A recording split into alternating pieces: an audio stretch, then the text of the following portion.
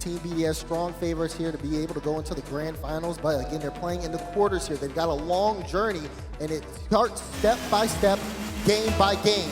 Here we go. Forbidden Temple is the stage. Game 2 underway.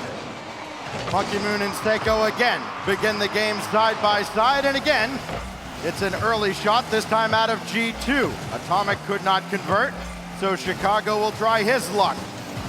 Got it to JNAPS, double tap denied by Rise. So it was BDS in game 1. G2 gets the opening look of the second game. Will the end result be any different with BDS leading the series? Atomic here, trying to get that control. No, Chicago though comes up strong 50. Chicago had said it himself. He's waited a year to get to this moment. It's time to show up here. BDS have already applied the pressure. But a fair 5 minutes on the clock, and G2 totally have the offense here to be able to turn it around. So far, things drastically different from game 1. 4 shots in the opening minute for G2. Rise will stay with this play and got over Chicago, but that was well defended by G2 collectively. It's JNAPS past 1, and they'll just dump that into the corner.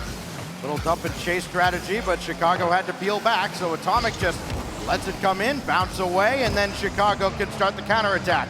Problem is for G2, the counterattack hasn't had a whole lot of teeth to it. They've been able to get around the midfield line, and then that's when it kind of falls apart. Let's see what Chicago does, coming around the boards. Nobody else in front, as he was at least able to get that central, but somebody's got to be there. Exactly, you need that follow-up person. Sometimes it might just be G2 having to take a risk here at some point. BDS is super solid in the rotation. If they can't get them out that back end, they may have to try to spin the house. We'll see how things go, but for now, they're doing really good on just keeping up pressure. BDS have not put a shot on net yet this game. Oh, that pinball's around in front, but Seiko very calmly guides that around Atomic. JNAPS will lob it back in, everybody will get boosted up, and there is plenty to use on either side. That demolition could be helpful. Or boost stolen out by G2. Seiko just ahead of JNAPS. And a good challenge will keep that neutral and pitch it downfield. Team BDS continue to frustrate G2 in the early stages of this series. BDS playing a consistent game, not necessarily too worried. Out of 5 shots, there's been 4 saves from BDS. They've been able to match it, and they know how to handle this type of offensive pressure. It's just about breaking out and utilizing their opportunities. Rise with the ball on the hook, gets it sent away. And here's Chicago with pressure. Monkey Moon ends up getting the block out. G2 trying to move upfield. Here's JNAPS getting a bump on Seiko. That one goes off the back wall, but it's good on Rise to be able to recognize that and get involved. Well, Rise got nudged away, so Monkey Moon had to come up. He was a little too far back. Opportunity here for G2 with things breaking down. Powerful clear from Atomic that he can chase down himself. And he got a piece of that as well. It's still going netward, and Monkey Moon pinches it away using the post as well. Seiko for Rise, nothing doing there. And he just got a piece of that. That keeps the attack alive for BDS, only for a moment. Here comes G2 again, and Chicago. It feels like G2 is gonna have to score kind of one of those awkward goals to get into this series. It feels like it. Anytime they use mechanics, BDS has just been there to really just deny, send things away. G2 trying to be a little bit creative. JNAPS on the ground, thought he could get a flick over Seiko, but was denied.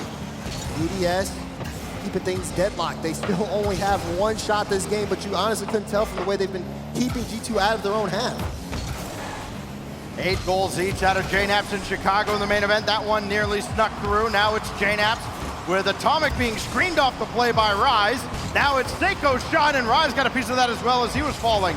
Team BDS trying to fool G2 on their way downfield, and that powerful clearance from JNAPS is all you need to hear about what they thought of that attack. Seiko around 1 and around 2. Seiko with an assist in game 1 and maybe the game winner in game 2. His second shot of the game, and BDS the second shot of the game. Plays it low, caught JNAPS jumping, and made him pay the price. Now G2 under pressure, 1:03 to go, and they have to try to get something on the board. No goals out of 9 shots is looking really hard for G2 to get some offense here. Even that one blocked away. Well timed by Rise as well. He could get the second touch and the dunk, but now it falls to Monkey Moon, and his shot saved away by Atomic. Second touch to get by Rise.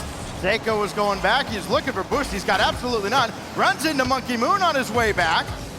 G2 could capitalize here if they had anybody forward, but instead Monkey Moon, who grabbed that boost, able to get downfield and nearly scores through the defense. Atomic off for boost in the corner. That leaves JNAPS all alone. I mean, at some point you've got to go get boost, but that was incredibly dangerous out of G2.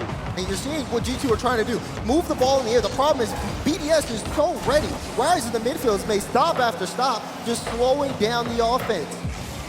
Chance here for Atomic to get the drop down. Final 10 seconds remain. Ball cleared out to JNAPS. BDS. No! Oh my goodness, what a block from Seiko. Chicago put everything behind it. Atomic made it down! Top, bottom left corner. It's a tied-up game. Just something had to give with 1 second left. BDS did everything right except at the end, Seiko could not get back to it, and we are almost certainly headed for overtime. Game 2 overtime, you said it, Stacks. G2 needed one of those kind of goals. Well, they got it. Now can they get the momentum going? Oh, they had to work oh so hard to draw out the BDS defense, though. BDS, as great as they've been offensively, they're playing at a different level until now. That ball just handed to Atomic, and Monkey Moon's expression says it all. As Seiko just lost it, Monkey Moon could do nothing, and G2 steals one at Forbidden Temple.